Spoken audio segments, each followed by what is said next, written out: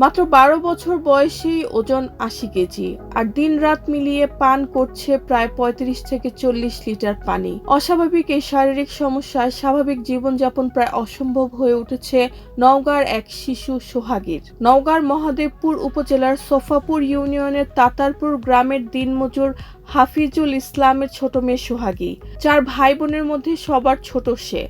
পরিবার জানায় ১ বছর বয়স থেকে শুরু হয় তার শারীরিক জটিলতা।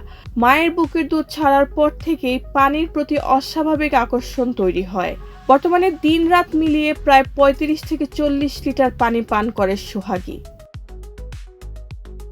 অতিরিক্ত পানি পান ও ওজন বৃদ্ধির কারণে ফুলে গেছে তার শরীর, বেঁকে গেছে 2 পা, হাঁটতে গেলেই কষ্ট হয়, দ্রুত হাঁপিয়ে ওঠে।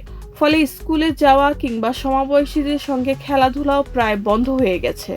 অভাবের সংসারে মেয়ের চিকিৎসা করাতে হিমশিম খাচ্ছেন বাবা-মা। স্থানীয় চিকিৎসকদের কাছে গেলেও মেলেনি সমাধান। উন্নত চিকিৎসার জন্য ঢাকা বা রাজশাহীতে নেওয়ার পরামর্শ দেওয়া হলেও অর্থের অভাবে তা সম্ভব হয়নি।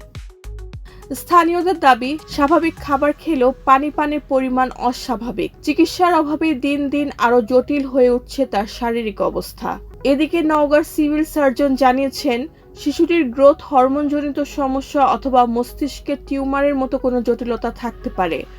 দ্রুত সরকারি হাসপাতালে নিয়ে এলে প্রয়োজনীয় পরীক্ষা-নিরীক্ষা ও চিকিৎসার ব্যবস্থা করা হবে। তিনি জানান, মহাদেবপুর উপজেলা স্বাস্থ্য কমপ্লেক্স অথবা নওগাঁ সদর হাসপাতালে বিনামূল্যে চিকিৎসা পাওয়ার সুযোগ রয়েছে। এখন পরিবার ও স্থানীয়দের একটাই প্রত্যাশা, দ্রুত চিকিৎসার মাধ্যমে সুস্থ হয়ে স্বাভাবিক জীবনে ফিরুক ছোট্ট সোহাগী। রেহানা বেগম, প্রজন্ম ২৪।